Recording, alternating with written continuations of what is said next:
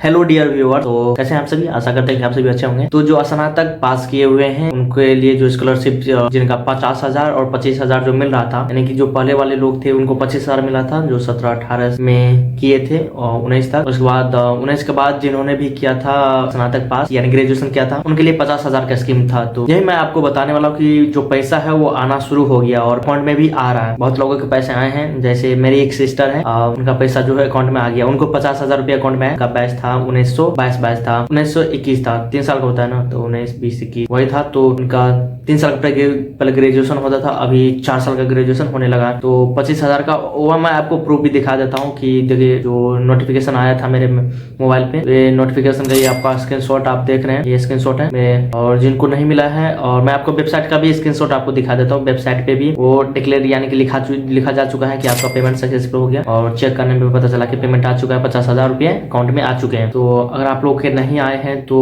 देखिए आते रहता है, पोर्टल बंद होता है कुछ समय के लिए, फिर खुल जाता है, पोर्टल बंद होता है फिर खुल जाता है। तो अगर आप लोग ने ही अभी तक अप्लाई किया है तो अभी भी अप्लाई कर सकते हैं। मुझे नहीं पता कि अभी डेट चल रहा है, लेकिन जहां तक मुझे पता है शायद डेट चल रहा है, तो अप्लाई कर लीजिए। और जो नए ग्रेजुएशन पास किए हैं, जैसे जिन्होंने 22 में पास किया है, फिर ये जिन्होंने 23 में पास किया, तो वे लोग भी अप्लाई कर सकते हैं, उनको 50,000 रुपया मिलेगा। तो जरूरी लोग अपना आवेदन दे सकते हैं। और अकाउंट में सीडिंग, आधार सीडिंग होना जरूरी है। आधार सीडिंग मतलब डीबीटी समझते हैं, तो डीबीटी करा लीजिएगा। अकाउंट आपका जो अकाउंट में होगा, और आधार में मोबाइल नंबर जोड़ना होना चाहिए। तो वही चीजें हैं। और आपके पास रेसिडेंशियल सर्टिफिकेट होना चाहिए, न्यू वाला रजिस्ट्रेशन, क्योंकि मेरे पास एक रेसिडेंशियल सर्टिफिकेट जो पुराना था मैंने डाल दिया था, वो डिलीट कर दिया था उसको। तो नया रेसिडेंशियल सर्टिफिकेट बना के आपको उसमें अपलोड कर देना है पोर्टल पे। और कैसे करना है ये मुझे आपको बताने की जरूरत नहीं है, अगर बताना पड़े तो आप कमेंट्स करके बताइएगा कि मुझे आपको ये भी बताना पड़ा कि कैसे किए थे आप और किस तरह से आपको पैसा आ गया। और जो लोगों के नहीं आए हैं वो भी कमेंट्स करके बताया कि मुझे खासा अंदाजा है नहीं कि सिर्फ मेरी सिस्टर के अकाउंट में आए, फिर बहुत सारे लोगों के अकाउंट्स में आए। तो जिनको अकाउंट में नहीं आए वो कमेंट्स में लिख सकते हैं कि मेरे अकाउंट्स में नहीं आए अभी तक, ठीक है। तो